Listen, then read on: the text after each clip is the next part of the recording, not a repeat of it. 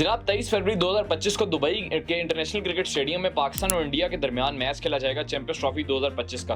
अब खास बात यह है कि आज इंडिया ने अपना जो स्क्वाड है चैंपियंस ट्रॉफी 2025 का वो फाइनल कर दिया। पहले इंडिया ने अपना जो प्रीलिमिनरी एक स्क्वाड होता है वो अनाउंस किया था, जिसमें जसप्रीत बुमराह भी थे और जायसवाल भी थे। लेकिन अब इंडिया ने जो कल अपना स्क्वाड अनाउंस किया है उसमें जसप्रीत बुमराह इंजरी का शिकार होकर टीम से बाहर हो गए हैं और जायसवाल को भी ड्रॉप कर दिया गया है। अब ये जब मैंने इंडिया का स्क्वाड देखा ना और ये न्यूज़ सुनी कि जसप्रीत बुमराह अब इंडिया के स्क्वाड से बाहर हो गए हैं, तो मुझे रवि शास्त्री का वो इंटरव्यू याद आया जिसमें उन्होंने कहा था कि अगर जसप्रीत बुमराह नहीं होते तो इंडिया के चैंपियंस ट्रॉफी 2025 जीतने के चांसेस 30% तक रिड्यूस हो जाते हैं। दूसरी मुझे एक और चीज़ याद आई, वो ये कि जब इंडियन मीडिया ने ये रिपोर्ट किया था कि जसप्रीत बुमराह इंजर्ड है बैक इंजरी की वजह से, आप जानते हैं कि उनको सिडनी टेस्ट में ऑस्ट्रेलिया में इंजरी हुई थी। अब इंजरी हुई क्यों थी? क्योंकि एक तो इंजरी की नोयत होती है जो साइम अयूब को हुई कि बड़ा अनफॉर्चुनेट सा एक इवेंट हो गया, उनका पाँव मुड़ गया, वो इंजर्ड हो गए। जो जसप्रीत बुमराह को इंजरी हुई है ना, वो कैसे हुई है? वो वर्कलोड मैनेजमेंट की वजह से हुई है। उसमें कसूर किसका था? गौतम गंभीर का, रोहित शर्मा का या इंडियन मैनेजमेंट का, जिन्होंने ऑस्ट्रेलिया में उनसे 250 से ऊपर ओवर करवा दिए। मतलब मैंने आपको उस सीरीज में भी व्लॉग किया था, मैंने आपको बताया था कि जसप्रीत बुमराह पर बहुत ज्यादा वर्कलोड डाला जा रहा है। तो हुआ क्यों इसके बारे में तो बाद में बात करेंगे, लेकिन मुझे फिर जसप्रीत बुमराह का वो ट्वीट याद आया जिसमें जब इंडियन मीडिया ये रिपोर्ट कर रहा था कि जसप्रीत बुमराह चैंपियंस ट्रॉफी 2025 नहीं खेल पाएंगे, तो उन्होंने ट्वीट में ये लिखा था कि मैं ये सुबह से खबरें पढ़ रहा हूँ कि मैं इंजर्ड हूँ, और फिर आगे वो उन्होंने हंसने वाली इमोजी डाली और आगे उन्होंने जो लिखा ब्रैकेट के अंदर उन्होंने लिखा सोर्सेज अनरिलायबल, यानी कि जसप्रीत बुमराह ने ये शो किया कि मैं तो इंजर्ड हूं ही नहीं, या मेरी इंजरी की नोयत इतनी नहीं है कि मैं चैंपियंस ट्रॉफी भी ना खेल सकूं। तो अब वो चैंपियंस ट्रॉफी से बाहर हो गए हैं। बहरहाल मेरी वीडियो बनाने का ये मकसद नहीं है, मेरी वीडियो बनाने का मकसद ये है कि हम जरा कंपेयर करें पाकिस्तान और इंडिया के स्क्वाड को। आप बहुत से इंडियन फैंस इसमें कमेंट करेंगे कि यार पाकिस्तान और इंडिया का तो कंपैरिजन बनता ही नहीं है आपस में, लेकिन चलें आप देखेंगे इस कंपैरिजन के एंड पर क्या निकलता है। जरा पाकिस्तान और इंडिया के स्क्वाड को कंपेयर करते हैं। सबसे पहले आप अगर पाकिस्तान का ओपनिंग पेयर देखें जो कि अनकन्फर्म्ड है, कहा जा रहा है साउथ शकील को। अब आज पाकिस्तान और साउथ अफ्रीका ने मैच खेलना है कराची के स्टेडियम में, नेशनल बैंक अरीना में। देखते हैं, हो सकता है साउथ शकील उसमें ओपनिंग करें, क्योंकि साउथ शकील को पाकिस्तान के स्क्वाड में रख दिया गया है। तो हो सकता है कि वो आज के मैच में वो ओपनिंग करें, ट्राई करेंगे, क्योंकि बाबर आजम तो ओपनर है नहीं, आपने उन पर स्पेशल लोड डाला है कि वो ओपनिंग भी करें। तो पाकिस्तान के जो ओपनर हैं जनाब वो बाबर आजम और फ़खर जमान है। अगर आप इसी तरह इंडिया के ओपनर्स देखें, रोहित शर्मा और शुभमन गिल, और एक तरफ से फ़खर जमान साहब फॉर्म में है, हमेशा की तरह से वो बड़े इवेंट आने से पहले वो फॉर्म में आ जाते हैं, और एक तरफ से रोहित शर्मा फॉर्म में है। रोहित शर्मा ने अभी जो इंडिया और इंग्लैंड के दरमियान तीसरा वनडे हुआ है उसमें 100 किया है, तो वो दोनों फॉर्म में हैं। दूसरी तरफ से आप देखेंगे तो शुभमन गिल हैं, इधर आप देखें एज एन ओपनर या साउथ शकील होंगे या बाबर आजम होंगे, दोनों मतलब आप जस्टिफाई कर सकते हैं कि जी ओपनिंग पेयर दोनों बराबर हैं। हालांकि पाकिस्तान का इतना कंबाइंड ओपनिंग पेयर नहीं है, लेकिन आप इंडिविजुअल प्लेयर्स की बात करें तो आप कह सकते हैं कि हाँ ठीक है, बराबरी के प्लेयर हैं। आप जरा पाकिस्तान की वन डाउन पोजीशन पर आ जाएं, जिस पर या तो कामरान गुलाम खेलेंगे या फिर साउथ शकील खेलेंगे, ठीक है। अब दूसरी तरफ आप इंडिया की तरफ वन डाउन देखें तो विराट कोहली, और मुझे नहीं लगता कि इस टाइम दुनिया में कोई भी विराट कोहली की कैलिबर को कम्पीट कर सकता है। अगर आपकी नज़र में कोई ऐसा प्लेयर है जो विराट कोहली की कैलिबर और कैपेसिटी को कम्पीट कर सके, रिकॉर्ड्स को तो वैसे ही कोई नहीं कर सकता ना, जिन्होंने 18,000 रन बना रखे हैं, तो रिकॉर्ड को तो वैसे ही आप कम्पीट नहीं कर सकते। गालिबन वनडे में उनके 13,000 रन हैं, तो उसमें तो आप वैसे ही उनको कम्पीट नहीं कर सकते।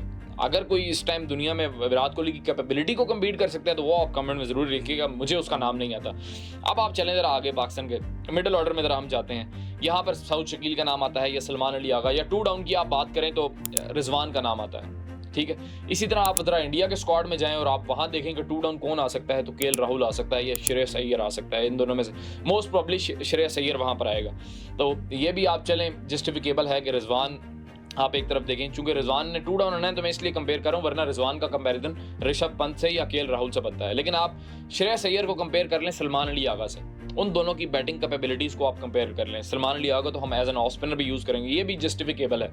उसके बाद आप आगे चलें तो फिर आप अब बात कर लेते हैं रिजवान की और केएल राहुल की, ये भी जस्टिफिकेबल है। रिजवान बड़े अच्छे बैट्समैन हैं और विकेट कीपिंग में मेरा ख्याल है वो ऋषभ पंत और केएल राहुल दोनों से आगे हैं। अगर आप उनकी विकेट कीपिंग कैपेसिटी की बात करें, कैपेबिलिटी की बात करें, उनके स्किल की बात करें, तो वो ऋषभ पंत और केएल राहुल से दोनों से आगे हैं। हाँ, बैटिंग में आप ज़रा कह सकते हैं कि केएल राहुल थोड़े से और किस्म के बैट्समैन हैं, ऋषभ पंत थोड़े से और एक्सप्लोसिव बैट्समैन हैं। वहाँ रिजवान का थोड़ा सा कंपैरिजन नहीं बनता उनके साथ, वो अच्छे बैट्समैन है। मेरी नज़र में ये है कि केएल राहुल और ऋषभ पंत दोनों रिजवान से बेहतर बैट्समैन हैं। आगे आप चलें ज़रा, तैयब ताहिर आ जाते हैं, इधर तैयब ताहिर आ जाते हैं, वहाँ आप केएल राहुल को कर लें या किसी और को कर लें। तैयब ताहिर ने अभी तक पाकिस्तान को 2-4 वनडे मैच पाकिस्तान की जानिब से खेले हैं, और दूसरी तरफ अगर आप इंडियन वहाँ पर देखें तो वहाँ पर ज़रा एक्सपीरियंस पाया जाता है। अब आप ज़रा आएँ ऑलराउंडर्स पर।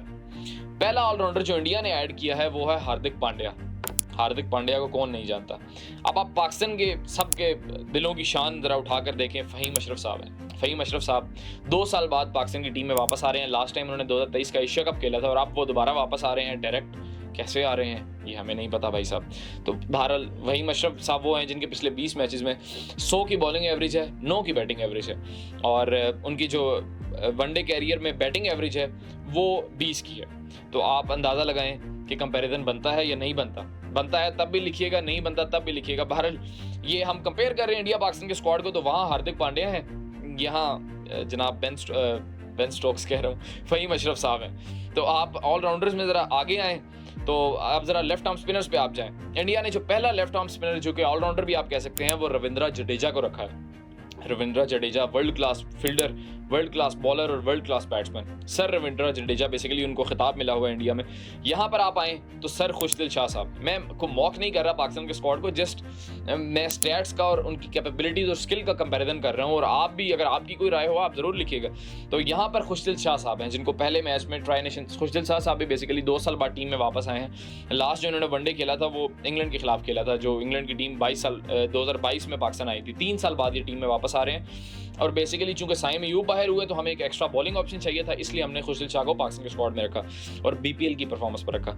तो जनाब वहाँ सर रविंद्र जडेजा हैं और यहाँ पर सर खुशदिल शाह साहब हैं। आगे आप आएँ ज़रा, तो पाकिस्तान ने जो दूसरे विकेट कीपर रखा है वो उस्मान खान को रखा है।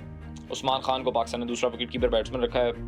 ऐसा उन्होंने परफॉर्म किया नहीं है अभी तक पाकिस्तान के स्क्वाड में। इंडिया ने 2 विकेट कीपर रखे हैं, केएल राहुल और ऋषभ पंत। पाकिस्तान ने 2 विकेट कीपर, एक तो पाकिस्तान के कप्तान है रिजवान और दूसरे उस्मान खान साहब हैं। तो यहाँ भी कंपैरिजन नहीं बनता।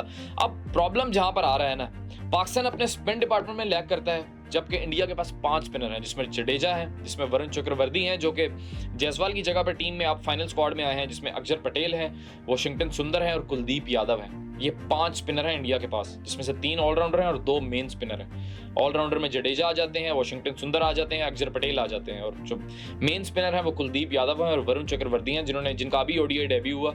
उन्होंने अच्छा परफॉर्म किया इंग्लैंड के खिलाफ, तो इसलिए उनको टीम में लाया गया जायसवाल की जगह पर। इंडिया सिर्फ 5 बैट्समैन के साथ जा रहा है। पाकिस्तान जहां लैग करता है, पाकिस्तान के पास एक मेन स्पिनर है, वो इब्रार अहमद है।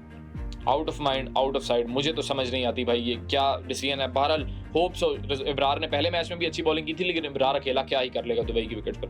अब इंडिया लैग कर रहा है अपने फास्ट बॉलिंग डिपार्टमेंट में। उनके पास अर्शदीप सिंह है, चूंकि बुमराह तो बाहर हो गए, उनके पास सिर्फ अर्शदीप सिंह है, मोहम्मद शामी है और तीसरे नंबर पर हर्षित राणा को उन्होंने रखा है। चौथे ऑलराउंडर हैं हार्दिक पांड्या हैं, जैसे हमारे पास सर फ़हीम अशरफ साहब हैं। तो जनाब अब पाकिस्तान के पास 4 फास्ट बॉलर हैं। पाकिस्तान फास्ट बॉलिंग डिपार्टमेंट में उनसे बेहतर है शाहीन शाह, नसीम शाह, हारिस रऊफ हालांकि आज का मैच नहीं खेल रहे साउथ अफ्रीका के खिलाफ, उनको इंजरी हो गई थी न्यूजीलैंड के खिलाफ, तो हसनैन आज का मैच खेलेंगे।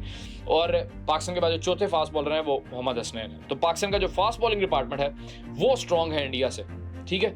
और इंडिया का जो फास्ट बॉलिंग डिपार्टमेंट है वो बुमराह के जाने से बहुत ज़्यादा वीक है। बहरहाल इंडिया का स्पिन डिपार्टमेंट बहुत अच्छा है, जो कि इस टूर्नामेंट में आना भी चाहिए, और पाकिस्तान ने नहीं रखा, अपने स्पिन डिपार्टमेंट को स्ट्रॉन्ग नहीं किया, और पाकिस्तान जो लैग कर रहा है वो स्पिन डिपार्टमेंट में कर रहा है। अब आपने कमेंट सेक्शन में बताना है कि इन दोनों में से कौन सी टीमें ज़्यादा तगड़ी हैं और कौन सी टीम 23 फरवरी को दुबई के क्रिकेट स्टेडियम में ये मैच जीतेगी। आपकी क्या राय है कमेंट सेक्शन में ज़रूर लिखिएगा। बहुत शुक्रिया।